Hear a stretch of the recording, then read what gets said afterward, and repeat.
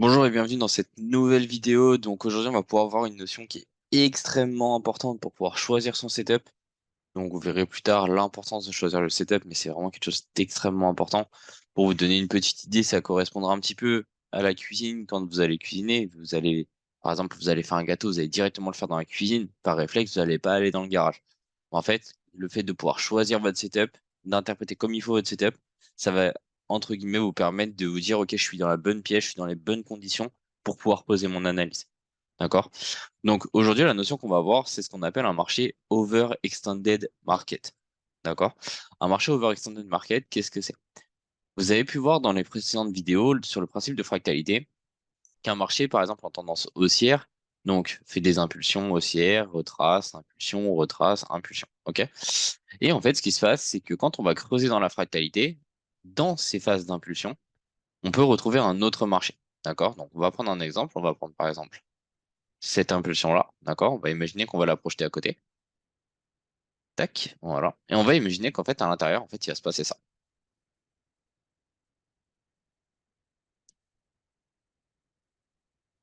Tac, voilà. Et en fait, on va arriver sur une phase un petit peu comme ça. Pourquoi? Simplement parce que quand votre marché va pouvoir se lancer son impulsion, au départ, il va faire un fort mouvement. D'accord? Il va retracer. Il va faire un fort mouvement. Il va retracer. Et à un moment donné, il va commencer à freiner et à passer un petit peu à l'horizontale. D'accord? Ce passage à l'horizontale, il va correspondre à ce sommet-là, au moment où le marché va commencer à chuter pour venir retracer. D'accord?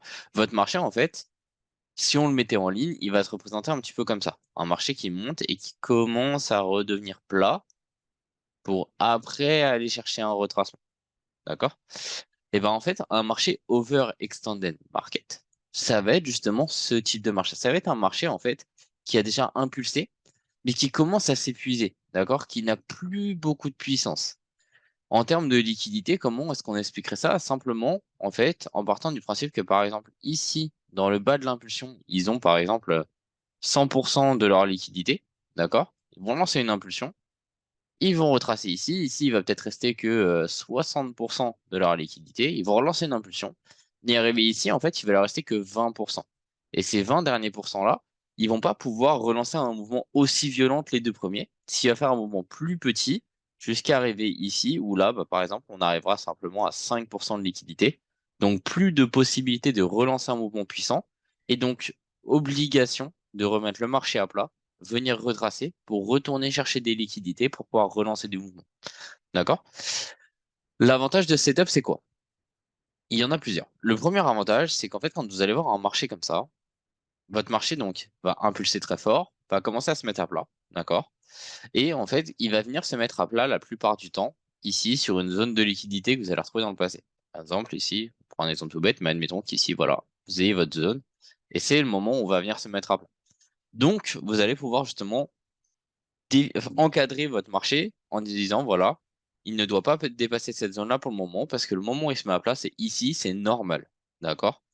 Il vient recharger ses anciennes zones de liquidité pour pouvoir relancer son retracement. Deuxième avantage, c'est que 95% du temps, au bout d'un marché overextended, au moment où on repasse à plat, c'est au moment où on va retrouver une manipulation de wick-off. D'accord? Alors, manipulation de wick-off, soit pour réimpulser comme ceci, soit tout simplement pour réimpulser vers le bas et retracer. Donc, ok. Et le troisième avantage, en fait, c'est que le marché, naturellement, juste à le voir, vous donne l'information de ce qui va se passer. Qu'est-ce que je veux dire par là? En fait, quand vous voyez un marché qui est comme ça, tac, vous le savez et vous le voyez naturellement qu'ici, il y a un point bas. Et ici, il vous passe le message de je suis en train de faire mon point haut. Et du coup, naturellement, vous allez avoir, par exemple, ici de l'imbalance, très gros imbalance, et un beau POI, par exemple. Ici, tac, on va le tirer, voilà, on va imaginer, on va le tirer comme ça. Et vous allez vous dire naturellement, ah bah oui, il retrace, prendre son imbalance pour revenir dans son POI. D'accord? Et de là, vous allez avoir plusieurs scénarios possibles. Soit vous êtes bon en week-off et vous allez pouvoir rentrer dans le haut et trader ce mouvement-là. Soit vous allez être, on va dire, un type qui rentre plus sur des PY, sur des choses comme ça. Et en fait, vous n'allez pas trader ce mouvement-là, vous allez rentrer ici pour trader la réimpulsion du mouvement. D'accord? Et dans le cas où vous êtes très bon, Bah, ce que vous allez pouvoir faire, c'est trader et la vente et l'achat. D'accord? Je vous expliquerai. Il y aura des possibilités d'edger ses positions pour se protéger et pour en même temps renforcer ce qu'on peut avoir. D'accord? On va aller voir un petit peu ce que ça représente sur un marché en temps réel. Donc, tac. Alors, on va aller sur une unité de temps un petit peu plus petite. Tac, voilà. Bah, par exemple, on a l'exemple juste ici. Ici, on a un marché overextended. Pourquoi? Ici, on a eu une très grande impulsion haussière. Cette impulsion, on a pu la refaire, mais plus doucement. Après, on l'a refait plus doucement. Et on voit qu'en fait, notre marché, qu'est-ce qu'il fait? C'est on doit le tracer, il impulse fort et commence à revenir à plat pour venir retracer. D'accord? Pendant qu'il retrace, ici, il nous a laissé un bel imbalance, une belle zone de liquidité juste là, et qui nous donne le message en fait de je vais chercher ma zone, me renforcer pour continuer ma tendance. Ok? Donc, par exemple, dans cet exemple-là, ici, on a une manipulation de week-off qui aurait pu permettre de rentrer sur le retest ici.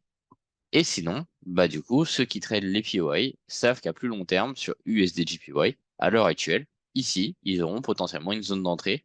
Ils auront repris toute leur liquidité, ils seront dans une zone de liquidité logique, et du coup, ils pourront prendre le rebond. Un autre exemple, ici, c'est pas le cas. Ici, on voit que par exemple, on a un marché qui a fait forte impulsion, forte impulsion. On sait qu'à un moment donné, il va commencer à se réaplatir. Quand est-ce que ça va être? Bah, la réponse, on peut l'avoir. Alors, est-ce qu'on va l'avoir là ou est-ce qu'on est sur des records? Tac, on va aller voir ça. Tac, voilà. Vous voyez que là, il est en train de revenir dans ces zones de liquidité et on voit que juste ici, là, en dézoomé, on voit qu'il y a des bâtons blancs, on a des bougies baissières. On sait qu'ici, on a une zone de liquidité. Donc, on sait que potentiellement, voilà, on a fait de nos grosses impulsions. Potentiellement, le marché va revenir à plat pour retracer et continuer sa tendance baissière. En revanche, on le voit par exemple en H4. Ici, on a un marché overextended market. Parce que vous le voyez, une forte impulsion, une impulsion un peu plus petite, une impulsion un peu plus petite, et surtout un marché qui revient à l'horizontale pour potentiellement venir retracer. Et après, pourquoi pas redescendre. On a bien nos liquidités qui sont restées disponibles.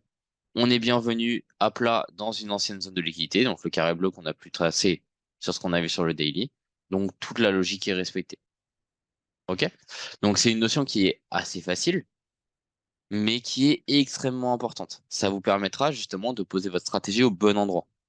Un petit peu pour revenir à l'image de la cuisine, si je prends deux personnes, que je demande à deux personnes de faire le même gâteau, celui qui fera le meilleur gâteau, c'est celui qui le fera dans la cuisine. Celui qui le fera en plein milieu de son garage, sur le capot de la voiture, aura forcément un gâteau qui sera bien moins bon parce qu'il n'aura pas, il sera pas au bon endroit, il n'aura pas toutes les armes de son côté. D'accord? Donc c'est extrêmement important. C'est une notion qui est très simple. Prenez le temps de la travailler. D'accord? Prenez le temps de la travailler. Et puis vous allez voir que ça va filer tout seul et ça va augmenter grandement vos performances. Sur ce, je vous prends pas plus de temps. On se retrouve sur la prochaine vidéo où vous allez pouvoir comprendre justement comment on sélectionne un petit peu plus les POI. Pourquoi ce POI, pourquoi pas celui-là. Et comme ça, on va pouvoir amener de la logique et pouvoir amener des points d'entrée à votre aide. Allez, passez tous une très bonne journée, entraînez-vous et on se retrouve à la prochaine vidéo. Ciao.